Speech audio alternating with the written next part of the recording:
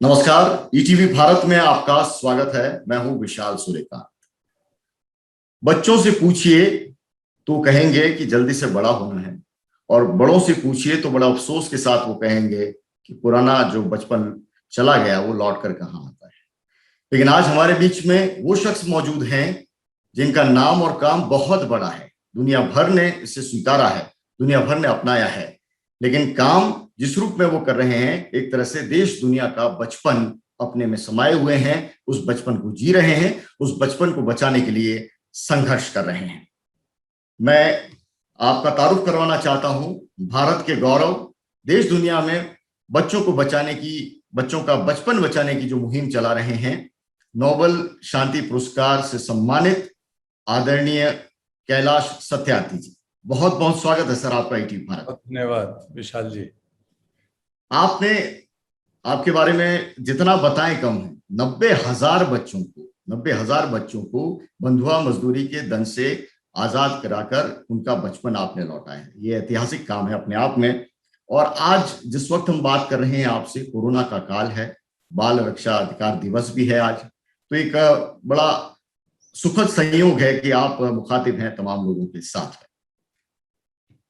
मैं सवालों की फहरिस्त शुरू करता हूं। सबसे पहले तो आपका एक्सपीरियंस कैसा रहा WHO में? एक अपने आप में एक बिरला मौका था जिसमें तमाम अलग अलग देशों के प्रतिनिधि के बीच में हमारे देश के गौरव, नोबेल पुरस्कार विजेता वर्ल्ड हेल्थ असेंबली में बतौर मुख्य वक्ता वहां पर मौजूद थे। कैलाश जी, कैसा अनुभव रहा और आपने क्या वहां पर किन बातों पर इंफेसिस किया, किन बातों पर जोर दिया?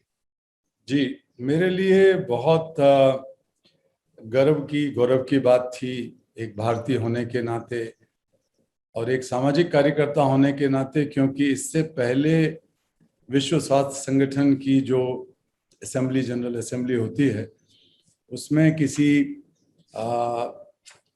राष्ट्राध्यक्ष या प्रधानमंत्री, राष्ट्रपति के अलावा मुझे बुलाया जाना एक बड़ी बात थी। और इसका अर्थ मैंने सीधा ये लिया कि अब शायद दुनिया सबसे ज्यादा जो दयनीय, दबे कुचले, पीछे धकेले गए बच्चे हैं, उनकी आवाज सुनना चाहती है।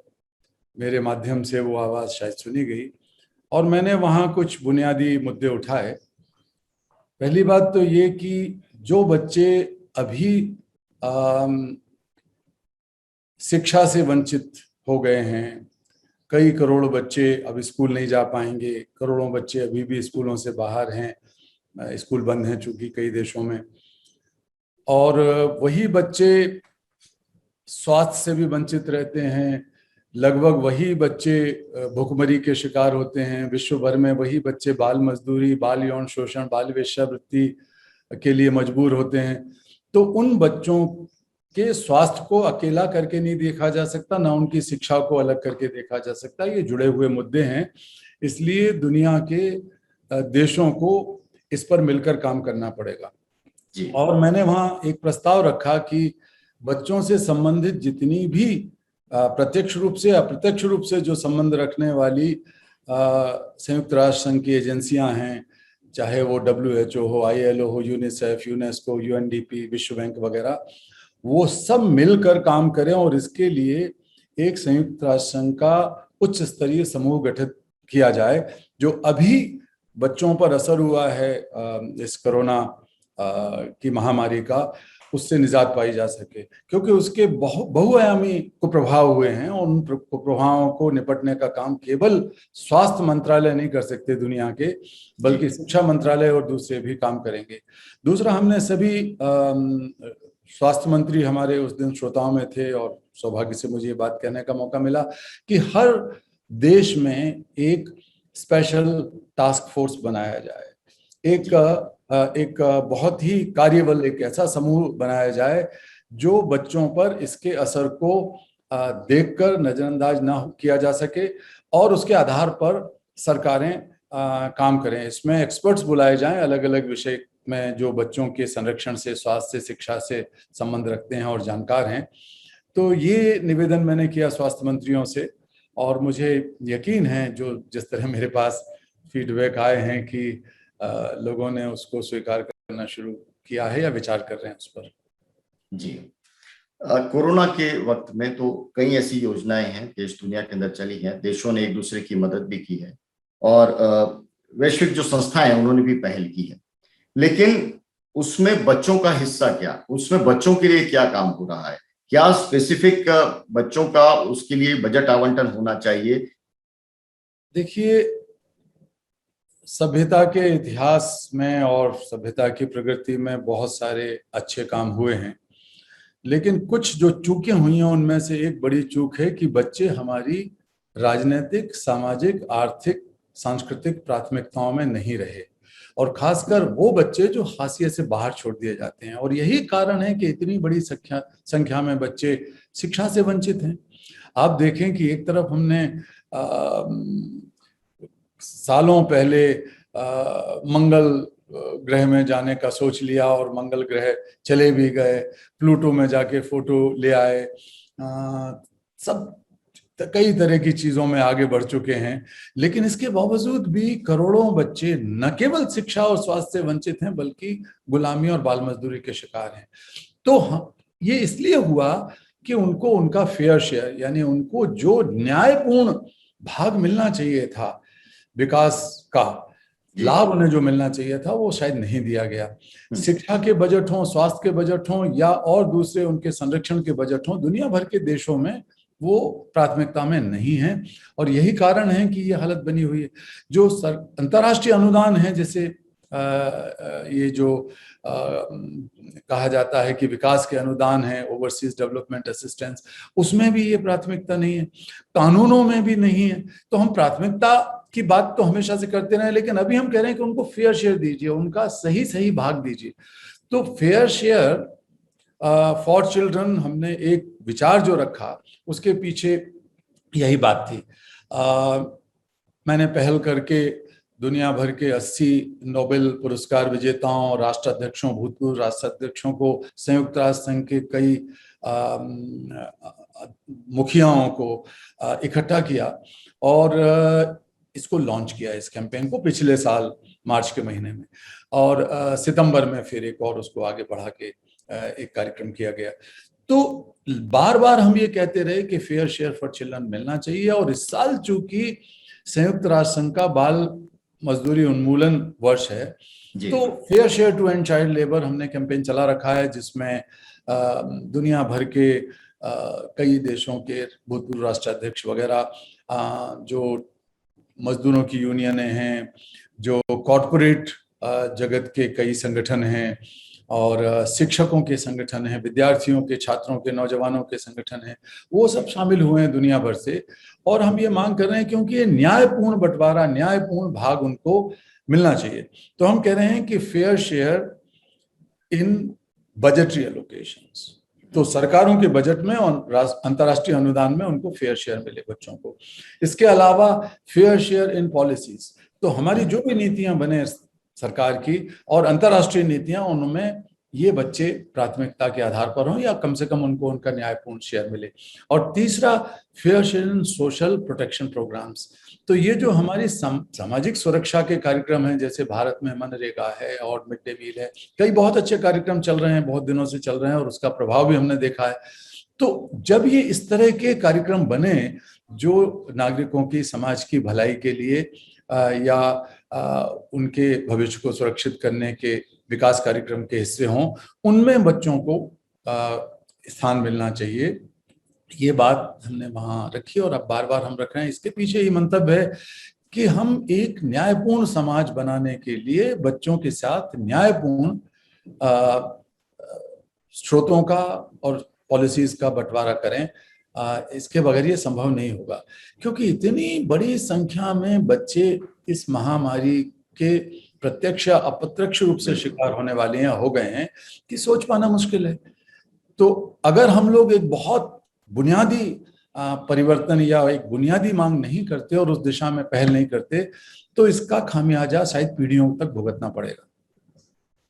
वाकई इस मामले में सरकारें कितनी गंभीर होती हैं, आपने आवाज उठाई है, इसको देखना पड़ेगा, क्योंकि लगातार सरकार घोषणाएं कर रही हैं, बजट एलोकेशन की बात होती है, लेकिन कैसे उसका इम्प्लीमेंट होता है।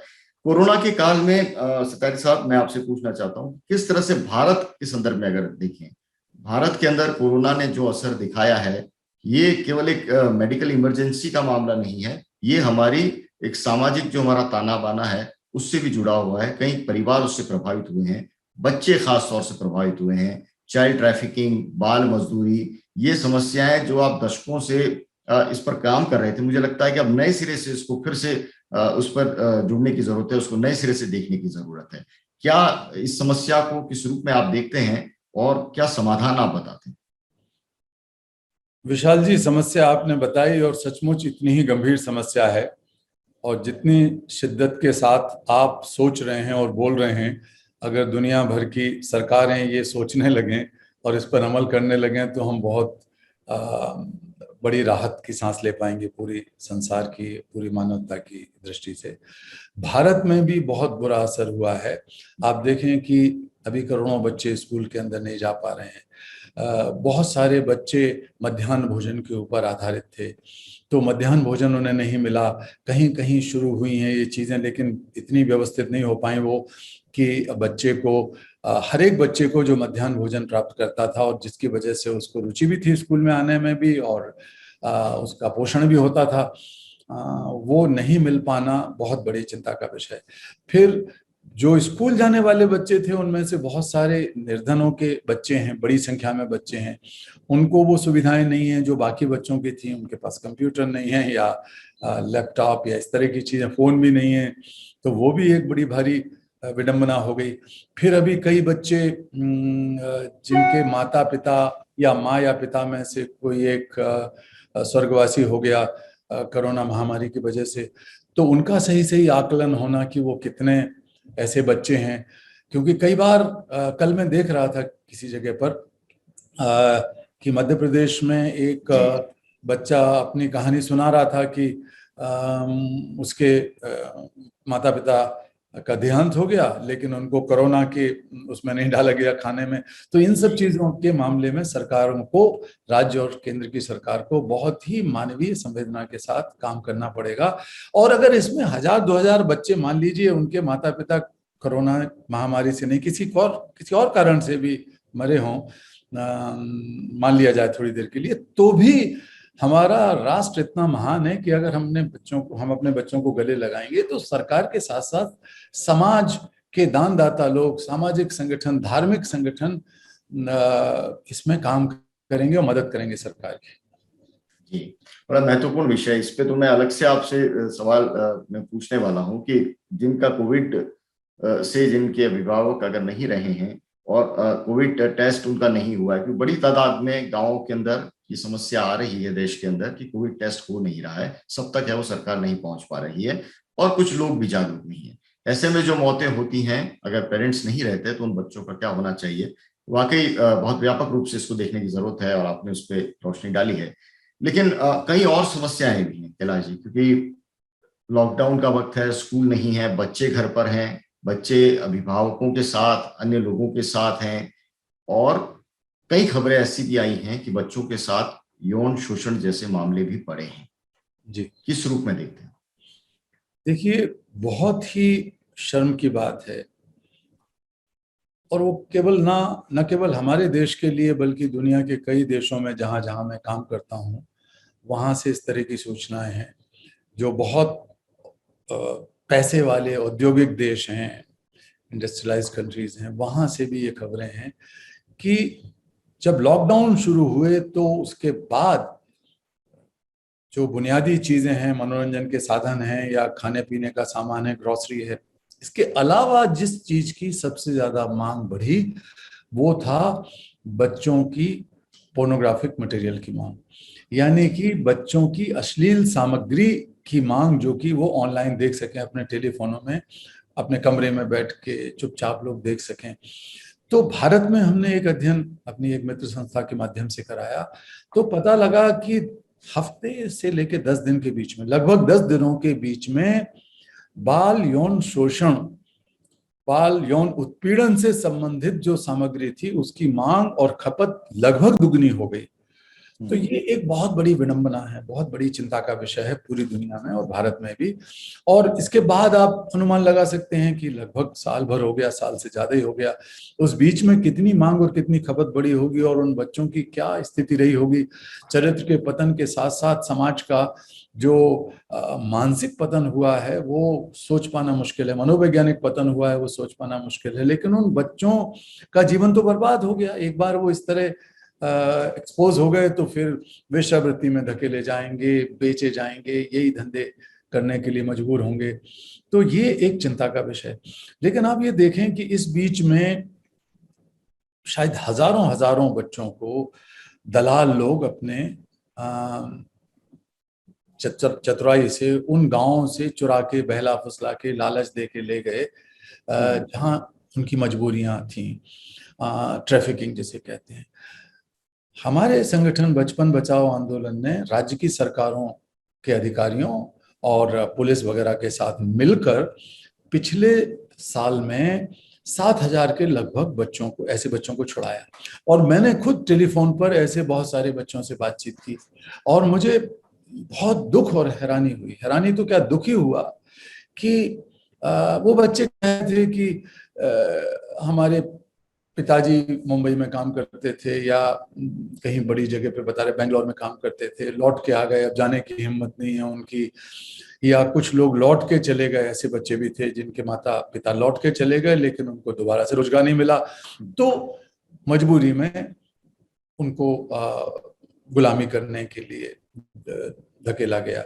इनमें वेश्यावृत्ति का काम भी शामिल होगा और बाल मजदूरी तो शामिल है ही है, दूसरी विडंबना है। लेकिन घरों में विशाल जी जो बच्चे फंसे हुए हैं उनकी संख्या भी बहुत ज्यादा है। संभ्रांत परिवारों के बच्चे, खाते पीते परिवारों के बच्चे भी सामान्य नहीं रह पाएंगे। मैं आपको एक उदाहरण दे रहा हूं। हमारे एक परिचित का एक बेटा लगभग 1.5 साल का था और ये पहला लॉकडाउन या कोरोना की पहली ये जो वेव है उसके आने से पहले उसका जन्मदिन मनाया गया।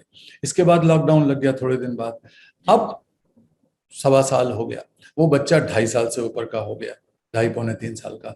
अब जब ये वैक्सीन वगैरह लगने लगे तो माँ बाप वैक्सीन लगाने जाने की बात कर रहे थे तो बच्चे की घिघियां बन गई, वो ट्रॉमेटाइज्ड हो गया, रोने लगा और किसी हालत में घर से निकलने के लिए तैयार नहीं हुआ माँ बाप के साथ, क्योंकि माँ बाप अकेला दंपति था और बच्चा एक अकेला साथ में था और माँ बाप को नहीं जाने दे रहा था। वो कह रहा था बाहर जाने का मतलब है कि जहर है हवा में, बाहर जाने का मतलब है कि हम सब मर जाएंगे, हम मर जाएंगे। वो बच्चे के बारे में सोचिए, ऐसे लाखों लाख बच्चे हैं जो घरों के अंदर बंद हैं और थोड़े बड़े बच्चे भी हैं तो वो अपने मित्रों से नहीं मिल पा रहे, खेल कूद नहीं पा रहे, शिक्षकों से कोई मिल नहीं पा रहा है, स्कूल क्लास में नहीं जा पा रहे।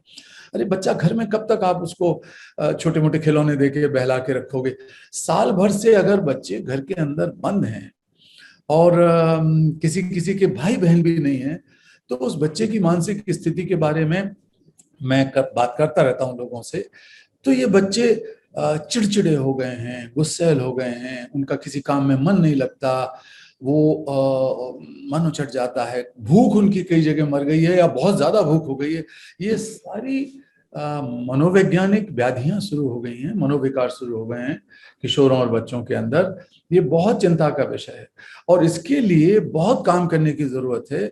और मैं बार बार कहता हूं कि माता पिता की सबसे बड़ी जिम्मेवारी है, या दादा दादी जहां पर हैं तो बहुत ही अच्छी बात है, लोग दादा दादी को अपने साथ रखते नहीं है ज्यादा, मतलब अपने 2-3 पीढ़ियों को। लेकिन जहाँ संयुक्त परिवार है वहां थोड़ा अच्छा है, एक मौका है कि जहां ऐसा है वहां हम उन बच्चों के साथ मित्रता का व्यवहार करें, उनको खिलौने दिलाना, उनको चॉकलेट ला के दिलवा देना, पिज्जा का ऑर्डर करके दिला देना, अच्छे कपड़े पहना के साल भर तक घर में रखना, इससे बच्चे की मानसिक स्थिति ठीक नहीं रखी जा सकती है।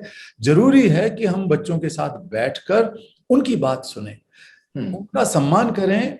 बात सुनना बहुत जरूरी है। हम अपनी अपनी बात उन्हें कहे जाएंगे, अपना लाड़ जताए जाएंगे, अरे भाई हम उनको मौका दें कि वो भी तो अपना लाड़ जताएं ढंग से, वो भी तो अपनी समस्या या कुछ बात बता सकें।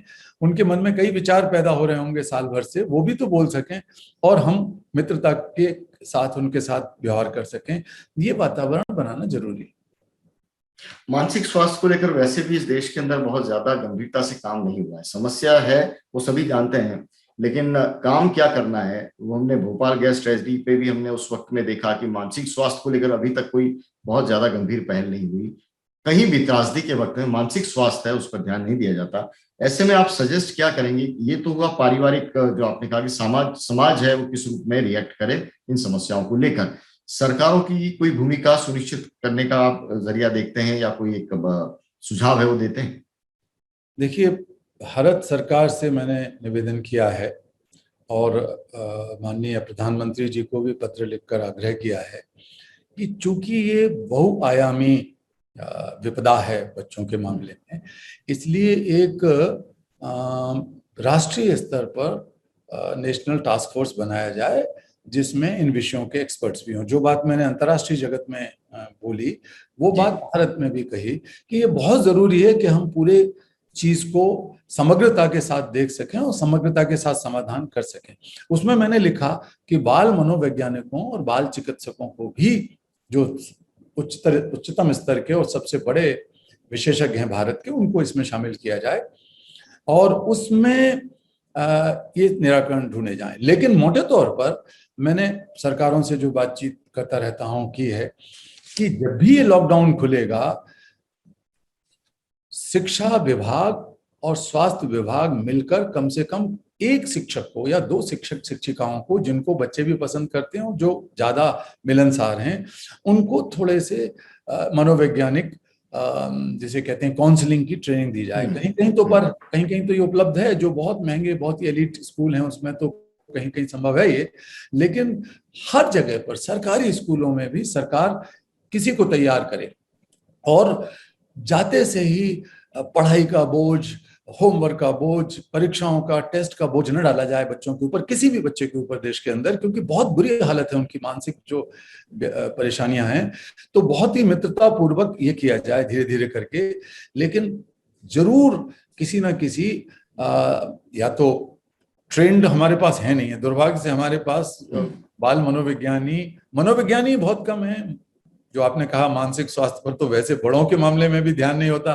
फिर एक और मुसीबत ये कि हमारे यहाँ उसको एक सोशल टैबू माना जाता है, एक शर्म की बात मानी जाती है, बताते नहीं हैं लोग या समझते हैं कि हमें पागल मान लिया जाता है जब कोई मानसिक स्वास्थ्य की बात चलती है। तो बच्चों के मामले में हमें बाल मनोचिकित्सकों को या बाल मनोवैज्ञानिकों को ट्रेन करके तैयार करके रखना चाहिए, नहीं तो इसके बहुत ही दूरगामी दुष्परिणाम निकलेंगे। जी बिल्कुल, आपने सही फरमाया। और ये लॉकडाउन है और ये जिस तरह से पूरा दौर चल रहा है, मुझे लगता है कि 2 साल तक बच्चे हैं वो स्कूल से दूर रहेंगे। लेकिन इसके बावजूद इस समस्या के अंदर 2 पहलू निकलते हैं। एक तो वो बच्चे, उनकी समस्या जो घरों में है और ऑनलाइन क्लासेस हैं वो झेल रहे हैं, लगातार पढ़ाई का बोझ है अभी से वो झेल रहे हैं उस रूप में स्कूल जाने से पहले ही। और एक सिरा वो है जो ऑनलाइन क्लासेस हैं वो अटेंड ही नहीं कर पा रहा है, और बड़ी आबादी है इस पूरे देश के अंदर। इन दोनों पहलुओं को शिक्षा की नजर से आपके जरिए समझना चाहते हैं। जिन बच्चों को ये सुविधाएं उपलब्ध नहीं है, पूरे देश की ये कोशिश होना चाहिए, न केवल सरकारों की बल्कि समाज के हर तबके की, गैर सरकारी संगठनों की भी, और खासकर जो फिलैंथ्रोपिस्ट हैं, जो उद्योग जगत के लोग हैं, कॉर्पोरेट जगत के लोग हैं, कि ये जो जिसे हम डिजिटल डिवाइड कहते हैं या जिसे दूरी कहते हैं, इस दूरी को पाटने का काम पूरा करें। ये बहुत बहुत जरूरी है। धर्मगुरु, धार्मिक संस्थाएं भी ये काम कर सकती हैं अगर वो चाहें तो। अपने भक्तों से, अपने जो उनके यहाँ लोग हैं उनसे मोबाइल फोन, पुराने मोबाइल फोन मांग लें, इकट्ठा कर लें और वो मोबाइल फोन को चार्ज करवा के और उन बच्चों को दे दिया जाए ताकि वो देख सकें उसको। सरकार की जिम्मेवारी है कि वो इंटरनेट की मुफ्त सुविधा उन बच्चों को मुहैया कराए। तो वो बहुत मुश्किल काम नहीं है अगर इसको हम एक राष्ट्रीय चुनौती मान लें कि हर बच्चे के हाथ में वो अधिकार होना चाहिए। जैसे सूचना का अधिकार है, शिक्षा का अधिकार है, तो ये जो ऑनलाइन एजुकेशन है इसका अधिकार भी है और वो उनको मिलना चाहिए। दूसरा तरीका जो आसान है और हालांकि वो इतना प्रभावी नहीं हो सकता, कि सैटेलाइट के जरिए अलग अलग भाषाओं के, अलग अलग विषयों के जानकारों को बुलाकर और अलग अलग उम्र के बच्चों को, अलग अलग कक्षाओं के बच्चों को ऑनलाइन शिक्षा दी जाए, तो वो एक संभावना है। तो हमें ये तो जरूर जरूर करना पड़ेगा, और उसका तरीका बहुत ही रुचिकर होना चाहिए, क्योंकि आप स्क्रीन के सामने बैठोगे, स्क्रीन के सामने बैठने से ही दबाव होता है, इसके बाद फिर आंखों पर भी दबाव, मस्तिष्क पर भी दबाव पड़ता है, जो एक भौतिक आपका जो बैठना है, बात करना है, उसकी जो वाइब्रेशंस हैं वो तो आप नहीं ले सकते इसमें, तो बच्चों पे तो और बुरा प्रभाव पड़ रहा है। तो उस समय रुचिकर चीजें, हंसी मजाक के माध्यम से, कविताओं के माध्यम से, चित्रों के माध्यम से ज्यादा पढ़ाई की जाए। ऊंची से ऊंची कक्षा की पढ़ाई भी संभव है। तो हमें ये भी बहुत कोशिश करनी पड़ेगी शिक्षा शास्त्रियों को कि वो जो एक पारंपरिक तरीके का कोर्स पढ़ा हुआ है, किताबें पढ़ी हुई हैं, उनको हम थोपते रहेंगे तो वो संभव नहीं है, क्योंकि बच्चे सवाल पूछते हैं, जवाब मांगना चाहते हैं, आपस में बातचीत करके शेयर करते हैं, मन में कुछ शंका होती है तो ये सारी चीजें शिक्षा में सुधार की गुंजाइश रखती हैं। राजीव, बड़ी समस्या जिस तरह से कोरोना के इस दौर में हम लोग हैं, ये कहा जा रहा है कि तीसरा चरण होगा, उसका सबसे बुरा असर हमारे नई पीढ़ी पर, नए बच्चों पर पड़ेगा, जिस रूप में कोरोना अपना आकार अगर दिखाता है तीसरे चरण में। तो ऐसे में उन बच्चों को स्वास्थ्य की गारंटी कैसे मिले? बच्चों पर असर पड़ेगा तो उनका कैसे इलाज होगा? ये जब मैं सवाल पूछ रहा हूं, मेरे जहन में गांव के अंदर बैठा हुआ वो बच्चा है जिनके परिवार को स्वास्थ्य सुविधा उस रूप में उपलब्ध नहीं है, और ऐसे में उन बच्चों को कैसे प्रोटेक्ट करेंगे, इसको लेकर आप क्या सजेशन है वो देना चाहेंगे सरकार? विशाल जी, ये अचानक आई हुई आपदा थी, इसलिए पहले हमारी तैयारी नहीं थी।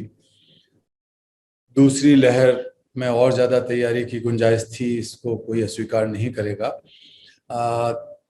लेकिन जो तीसरी लहर की बात है, इसके लिए हमें बहुत ही ज्यादा ईमानदारी के साथ, बहुत ही ज्यादा सत्यनिष्ठा के साथ, जो भी यथार्थ है उसको स्वीकार करते हुए सबको तैयारी में जुटना पड़ेगा, एक राष्ट्रीय स्तर पर, एक राष्ट्र के नाते, एक भारत के नाते, कि उन बच्चों के स्वास्थ्य को कैसे बचाया जाए। अगर ये जो आशंकाएं व्यक्त की जा रही हैं ऐसा होता है तो बहुत खौफनाक होगा, क्योंकि अगर उस बच्चे को होता है तो फिर पूरे परिवार को हो जाएगा, क्योंकि माँ तो बच्चे से अलग नहीं रह पाएगी। 2 साल 3 साल के बच्चे को खाना भी खिलाना पड़ता है, उस बुखार आएगा या कुछ और होगा तो उसको हिफाजत करनी, तो पूरे परिवार में फैलेगा। अच्छा, हम ये भी जानते हैं कि इस साल के अंत तक तो अगर सभी का टीकाकरण हो जाए तो बहुत बड़ी बात है, जो कि इच्छा व्यक्त की जा रही है, एक गुड इंटेंट है, लेकिन बहुत चुनौती है इस काम के लिए, वयस्कों के लिए। लेकिन हम साथ साथ कह रहे हैं कि हर संभव प्रयास किया जाए कि हम बच्चों की वैक्सीन अपने देश में तैयार करें, भारत बायोटेक है और दूसरे हैं कंपनियां, प्राइवेट कंपनियां तैयार करें, और बहुत बड़े स्केल पर बच्चों का वैक्सीनेशन हो। भारत ने साबित किया है कि हम पोलियो ड्रॉप देकर उस महामारी को खत्म कर, उस बुराई को खत्म कर सकते हैं, उस बीमारी को खत्म कर सकते हैं, जो एक बहुत अभिशाप की तरह हमारे बच्चों के साथ लगी हुई थी। तो हम ये क्यों नहीं कर सकते? ये भी कर सकते हैं। वही भारत है, वही भारतीय हैं।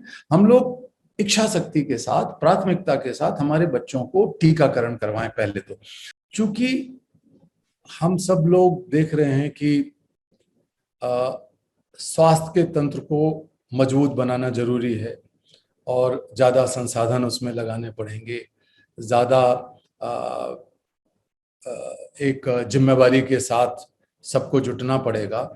तो इसी नाते मैंने सरकार से मांग की है, माननीय प्रधानमंत्री जी को पत्र लिखकर मांग की है, और इसके साथ साथ देश के प्रत्येक सांसद को मैंने पत्र लिखा है पिछले 2 दिनों में, और बहुतों के जवाब भी आने लगे हैं। और मांग ये है कि स्वास्थ्य को संवैधानिक अधिकार का दर्जा दिया जाए। शिक्षा पहले संवैधानिक अधिकार का दर्जा नहीं थी। मेरे जैसे कुछ सिरफिरे लोगों ने सोचा कि हम संविधान में संशोधन कराकर ही दम लेंगे, और धन्यवाद है आदरणीय तत्कालीन प्रधानमंत्री अटल बिहारी वाजपेयी जी का, और अपोजिशन की लीडर सोनिया गांधी जी थी उनका भी, कि सभी लोगों ने मिलकर संविधान में संशोधन करके शिक्षा को मौलिक अधिकार बनाया, बाद में कानून बना, और उसका परिणाम बहुत अच्छा हमें देखने को मिल रहा है। जितनी प्रगति पिछले 10-15 सालों में हो गई है मौलिक अधिकार बनने के बाद शिक्षा के क्षेत्र में, वो पहले नहीं हो रही थी। इसी तरह अगर स्वास्थ्य को हम लोग मौलिक अधिकार बनाते हैं अपने देश में, तो पूरे के पूरे स्वास्थ्य तंत्र को मजबूत किया जा सकता है। और लोगों में जो निराशा सी छा रही है, बहुत डर छा रहा है, अनिश्चित चित्त छा रही है, भय लग रहा है, इस सबसे निजात पाके एक बहुत बड़ी सकारात्मक पहल हो पाएगी, जहां लोग भरोसा करेंगे कि ये स्वास्थ्य मेरा मौलिक अधिकार है। और अभी हमने देखा है कि कहीं कहीं पर बहुत कुछ लोगों ने इस मौके का बहुत फायदा उठाया गलत तरीके से, और अस्पतालों में बेड बहुत महंगी कीमतों पर दिए गए, या ये जो वेंटिलेटर्स वगैरह हैं, वो तो उसमें तो इतनी लुटाई हुई कि लाखों लाखों के बिल बन गए लोगों के। ऑक्सीजन का पैसा अलग से, दवाई का अलग से, डॉक्टर का अलग से, इतनी लूट हुई है कई जगह पर। एक तरफ तो डॉक्टर लोग अपने जीवन का बलिदान करके रोगियों को बचा रहे थे, और दूसरी तरफ कुछ लुटेरे लूटने में भी लगे थे। तो अगर ये मौलिक अधिकार बनता है तो हम इससे निजात पाएंगे, और जो जन स्वास्थ्य का जो पूरा का पूरा ढांचा है देश का, वो सबके लिए और मजबूत हो पाएगा। दूसरी बात मैं कह रहा हूं कि ये जो जितने भी ग्रामीण स्वास्थ्य केंद्र हैं, ये तो कई तो बिल्कुल खराब पड़े हैं, कहीं भैंसें गोबर कर रही हैं, कहीं कुछ और काम हो रहा है, दुकान चला रखी है किसी ने, बच्चे ताश खेल रहे हैं, बड़े बूढ़े लोग ताश खेल रहे हैं बैठकर, ये सब हम देखते हैं चित्र। लेकिन हमें सभी लोगों को, खासकर ग्रामवासियों को, ये करना चाहिए कि गांव का स्कूल या गांव का स्वास्थ्य केंद्र या गांव पंचायत के भवन को साफ सुथरा करके कम से कम एक बड़ा हॉल बच्चों के लिए अभी से सुरक्षित रखा जाए। उसमें ऑक्सीजन जरूर हो, उसमें वो दवाइयां हों जो जरूरी हैं, बुनियादी दवाइयां। मुझे पता लगा कि अगर ऐसा होता है तो शायद देश में अभी हमारे पास पर्याप्त मात्रा में ये जो पैरासीटामोल या क्रोसिन है, उसका जो सिरप है, बच्चे तो सिरप भी पिएंगे, वो सिरप बनते नहीं है, नहीं अभी उसकी जरूरत भी नहीं है, तो वो भी हमें तैयार करके अभी से रखना चाहिए। और मैं तो ये मांग कर चुका हूं, मैंने प्रधानमंत्री जी की चिट्ठी में भी कहा कि हर जिले में एक अस्पताल बच्चों के लिए डेडिकेटेड हो, जिसमें बाल रोग विशेषज्ञ हों, और जो कोरोना से जूझ रहे हैं डॉक्टर नर्सेज वगैरह, उसके विशेषज्ञों को उसमें रखा जाए। और मान लीजिए ईश्वर करे हम सबका अगर प्रयास रहे तो तीसरी लहर आई ना, या आए तो बहुत कम तीव्रता की आए, तब भी अगर एक जिले में बच्चों के लिए एक समर्पित अस्पताल होगा तो हमारा जो स्वास्थ्य तंत्र है वो मजबूत होगा। समाज में भी भरोसा जागेगा कि हमारे बच्चों को हम एक जगह ले जा सकते हैं, सरकारी अस्पताल में, जहां मुफ्त में अच्छा इलाज मिल सकता है, अच्छे डॉक्टर वहां बैठते हैं। तो एक डेडिकेटेड अस्पताल हर जिले में बच्चों के लिए बने, जिसमें पर्याप्त मात्रा में बेड और ऑक्सीजन की सारी सुविधाएं हों। हमने ये भी कोशिश शुरू की है अभी, हमने आगे बढ़ के, और सरकारों से भी कहा है, सरकारें जरूर उसको करना शुरू करेंगी। जैसे कि जब हमने ये बच्चे अनाथ होना शुरू हुए तो एक पहल की, और मुझे अच्छा लगा कि 20 से अधिक राज्य सरकारों ने और केंद्र सरकार ने भी आगे बढ़ के बहुत सारी घोषणाएं की हैं। लेकिन जब कुछ महीने पहले, 1.5-2 महीने पहले हमको ये पता लगा कि कुछ बच्चे अनाथ होते जा रहे हैं, हमारे ही जो गांव में हम काम करते हैं वहां से पता लगा, और उनके लिए कोई देखभाल करने वाला नहीं है, या बहुत बुरी हालत है, तो ये मुद्दा उठाने का एक लाभ हुआ। इसी तरह हम ये कह रहे हैं कि ये जो बाल संरक्षण गृह हैं, जो चाइल्ड केयर इंस्टीट्यूशंस हैं, हजारों की संख्या में है भारत में, तो सरकारी जो हैं उनमें, गैर सरकारी हो, दोनों ही हो, उनमें ये सुविधाएं होनी चाहिए कि एक स्पेशल वार्ड हो जो कि बच्चों को अगर कोरोना होता है तो उनको वहां रखा जा सके। आइसोलेशन वार्ड के साथ साथ उनके उपचार का वहां भी काम किया जा सके, और उसमें भी वो सारी सुविधाएं हो ऑक्सीजन की, और ट्रेंड लोगों की अभी से उनकी ट्रेनिंग कराई जाए, वहां के कर्मचारियों की। और इस दिशा में हमारे फाउंडेशन ने, कैलाश सत्यार्थी चिल्ड्रन फाउंडेशन ने पहल की है, और धीरे धीरे करके हम बता पाएंगे कि बड़ी भारी संख्या में हम ये पूरा का पूरा सामान और ट्रेनिंग उपलब्ध करवा पाएंगे वहाँ के लोगों के लिए। जी, अनाथ बच्चों से जुड़ा ही मेरा सवाल था, जिसको उसका एक हिस्सा मैं पहले पूछ चुका हूँ, लेकिन फिर भी और विस्तार से ये मैं पूछना चाह रहा हूँ दरअसल, कि जो बच्चे हैं जिनके माँ बाप नहीं रहे हैं इस कोरोना काल में, उनके उनके साथ उनका गार्जियन किस तरह से ट्रीटमेंट करेगा, क्या करेगा, ये कैसे जो सरकारें घोषणाएं कर रही हैं, आपने कहा 20 से ज्यादा सरकारों ने और केंद्र सरकार ने कहा है, कैसे ये घोषणा है वो अमल में आएगी? क्या सरकार प्रशासन है वो उन तक पहुंचे, कैसे, या वो आवेदन करें? ये जो सिस्टम है वो डेवलप करना एक बड़ी चुनौती होगी, उन बच्चों को आइडेंटिफाई करना जिनका अपना कोई नहीं रहा। देखिए, मुझे विशाल जी ये कहते हुए कोई संकोच नहीं है, और मैं क्षमा भी नहीं मांगूंगा कि सरकारी तंत्र जो है, जो सरकारी कर्मचारी हैं, चाहे वो गांव के स्तर पर हों, चाहे वो स्थानीय तालुके के या ब्लॉक के, शहर के स्तर पर हों, जिले के स्तर पर हों, उसमें बहुत कम लोग ऐसे हैं जो सही मायनों में करुणा के साथ, संवेदना के साथ, मुस्तैदी के साथ उन बच्चों को अपना मानकर उनकी मदद करते हैं, जो बाल कल्याण से संबंधित हैं या बच्चों की और चीजों से संबंधित हैं। ज्यादातर ऐसे नहीं है, वो सरकारी नौकरी की तरह कर रहे हैं, आज इस डिपार्टमेंट में, कल कहीं और चले जाएंगे। तो उनके भरोसे पर ना तो सही आकलन किया जा सकता और ना ही उनके माध्यम से जितनी बातें कही गई हैं, अभी सरकारों ने कही हैं, वो लागू की जा सकती। वो संभव नहीं है।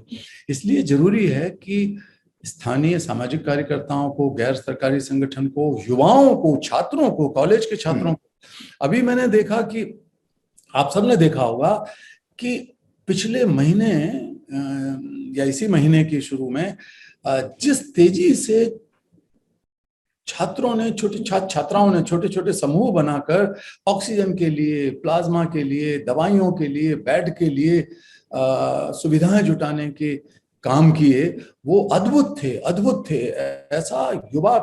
ऐसी युवा पीढ़ी भारत का असली भविष्य है। उनके अंदर की करुणा, जज्बा और नेतृत्व की क्षमता अद्भुत है, और हमें ऐसे बच्चों को, ऐसे नौजवानों को विश्वास में लेके उनको थोड़ी जिम्मेवारी सौंपनी चाहिए। वो सहर्ष से स्वीकार करेंगे कि इन बच्चों तक, जो अनाथ हो गए हैं बच्चे, उन तक ये सुविधाएं पहुंच सकें। और इसके अलावा जो ग्राम पंचायत हैं उनको शामिल किया जाए।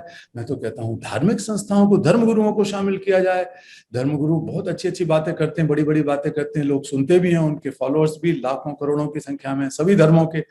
तो उनको चाहिए कि वो ये सब बात करें, वो कहें कि हमारे होते हुए कोई बच्चा अनाथ नहीं होगा। सरकार की जरूरत ही नहीं पड़ेगी। मैं आपको बताता हूं, अगर सारे मंदिर, बड़े बड़े मठ, मस्जिदें, बड़े बड़े उनके संस्थाएं, इस्लाम के, ईसाइयों की संस्थाएं, गिरजाघर, गुरुद्वारों ने अद्भुत काम किया है इस बीच में, हमने देखा है, औरों ने भी किया है।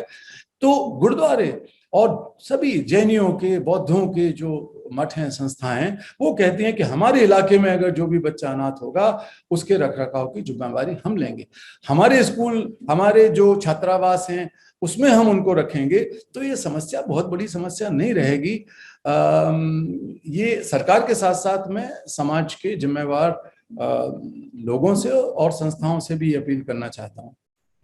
जी, एक महत्वपूर्ण सवाल मैं कैलाश जी पूछना चाहता हूँ कि बाल श्रम को लेकर देश में कानून है, लगातार बचपन बचाओ के जरिए आप काम लगातार कर रहे हैं, लेकिन इस कोरोना के बाद में वाकई जिस तरह से अर्थव्यवस्था हर आदमी की, हर व्यक्ति की, घर घर परिवार की बिगड़ी है, एक बार फिर एक नई फौज है बच्चों की, वो आपको नजर आएगी।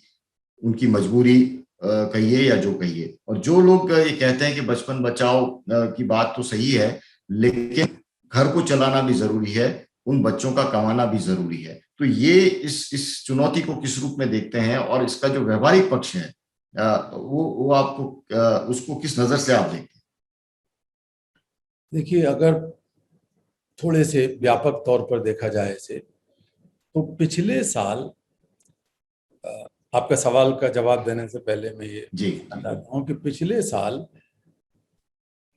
$8 ट्रिलियन, कई हजारों अरब रुपया हो गया होगा, लाखों अरब रुपया हो गया, $8 ट्रिलियन का पैसा तय किया गया कि कोरोना से निजात कैसे पाई जाए, खासकर जो आर्थिक पक्ष है उससे।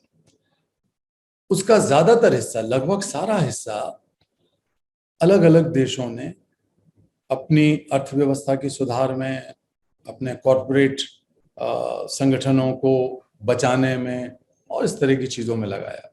स्वाभाविक था, कोई बुरी बात नहीं। लेकिन शर्म की बात यह है कि उसमें से केवल 0.13% पैसा दुनिया के निर्धन बच्चों और उनके माता पिताओं के मद में संयुक्त राष्ट्र संघ की संस्थाओं के माध्यम से भेजा गया। 0.13%। तो ये सब मजाक है, ये अन्याय है। तो इसका देखना चाहिए कि हमारे बच्चे हमारी प्राथमिकता क्यों नहीं। और इसका परिणाम ये हुआ कि इसी एक साल के अंदर 2020 में 109 जो बहुत बड़े इदारे थे, औद्योगिक इदारे थे संसार के, कॉर्पोरेट थे, 2/3 औद्योगिक जो इदारे थे, उन्होंने 109 अरब डॉलर का अतिरिक्त मुनाफा कमाया।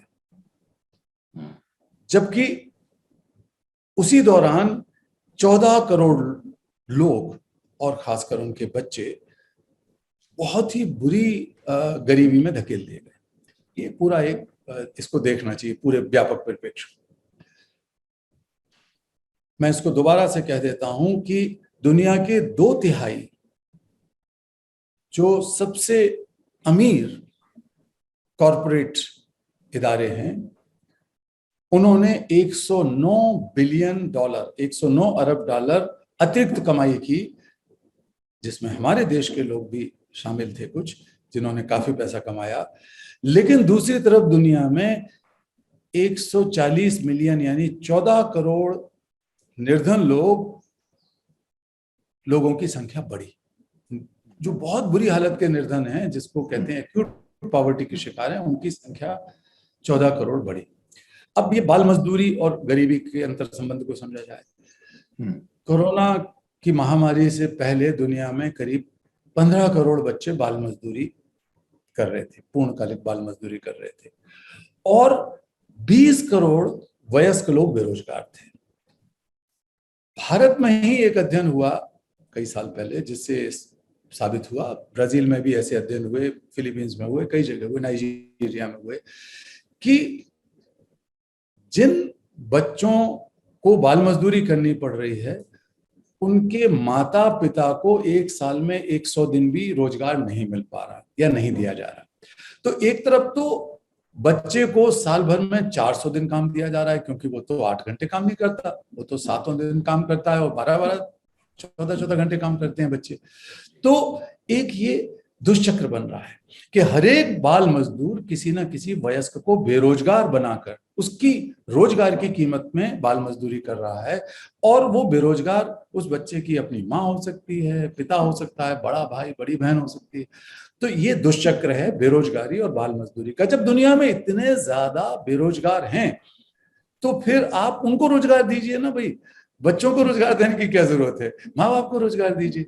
और ऐसे बच्चों की संख्या, मैंने कहा ना, बहुत ही नगण्य है, बहुत कम है, जिनके माता पिता, चाचा चाची, मामा मामी, दादा दादी, कोई ऐसा नहीं है जो बच्चों का रख रखाव कर सके। तो इसको देखना है। फिर दूसरी बात है कि हम सब, ज्यादातर देश अपने संविधानों में शिक्षा को मौलिक अधिकार बना चुके हैं, और शिक्षा की अहमियत को सारी दुनिया जानती है कि अगर अच्छी शिक्षा नहीं मिलेगी तो हमारे विकास की रफ्तार धीमी रहेगी, हम उसे बढ़ा नहीं सकते हैं। ये साबित हो चुका है तमाम आर्थिक आंकड़ों के जरिए। तो अब अगर बाल मजदूरी करेगा बच्चा, तो एक तरफ तो वयस्क को बेरोजगार बनाएगा, अपने ही घर में बेरोजगारी को पनपाएगा, और दूसरी तरफ अशिक्षित रह जाएगा, शिक्षा से वंचित रह जाएगा। तो शिक्षा से वंचित बच्चे कभी भी गरीबी का अंत नहीं कर सकते, बल्कि वो गरीबी की भट्टी में पिसने के लिए अभिशप्त हो जाएंगे, बने रहेंगे।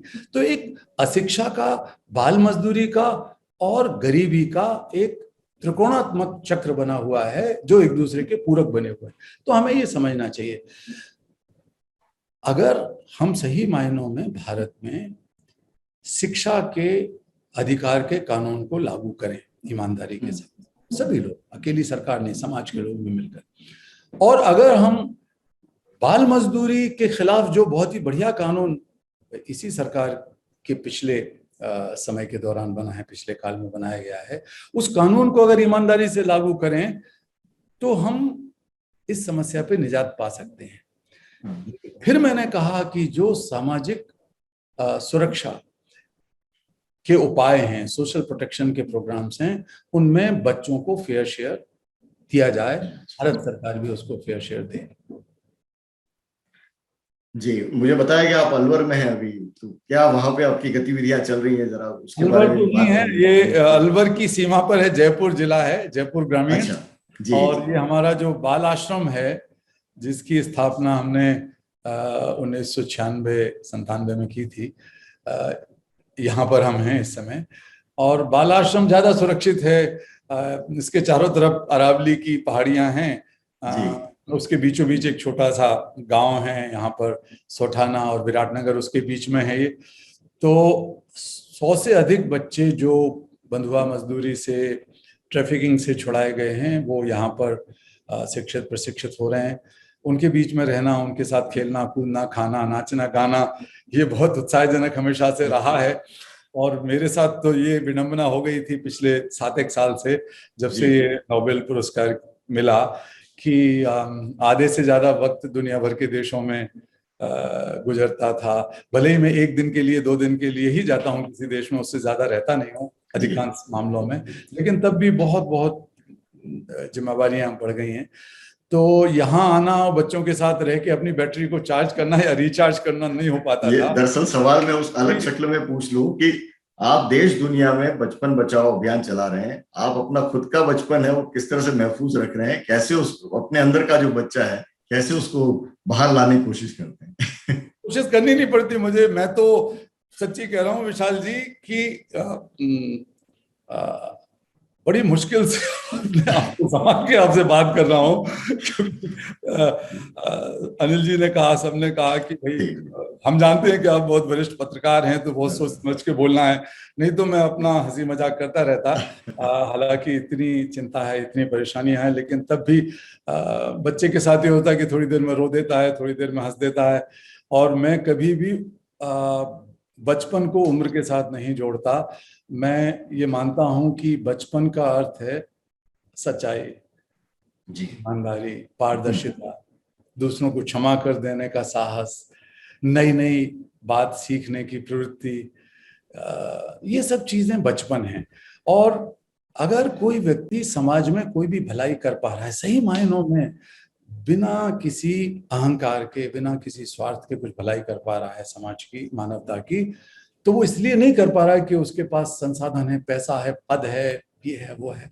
वो इसलिए कर पा रहा है कि उसके अंदर एक मासूम सा बच्चा अभी भी जिंदा है, वही उससे अच्छे काम कराता है। हम बड़े होने के साथ साथ तो उन सारी अच्छाइयों को भूल जाते हैं, हमें तो इतना नकली बना दिया जाता है कि हम असली बात को भूल जाते हैं। तो मैं तो रोज कुछ ना कुछ खेलता हूँ, कभी कैरम खेल रहा हूँ, तो कभी नाच रहा हूँ, गा रहा हूँ, बच्चों के साथ बैडमिंटन खेल लेता हूँ, और हंसी मजाक करता हूँ। तो ये सब चीजें दिन भर चलती रहती हैं। इसके अलावा जो इस वेबिनार्स वगैरह हैं, ये बड़ों के काम है, ये भी करने पड़ते हैं। तो बड़ों के काम तो मैं सच्ची बताऊं मजबूरी में करता हूँ।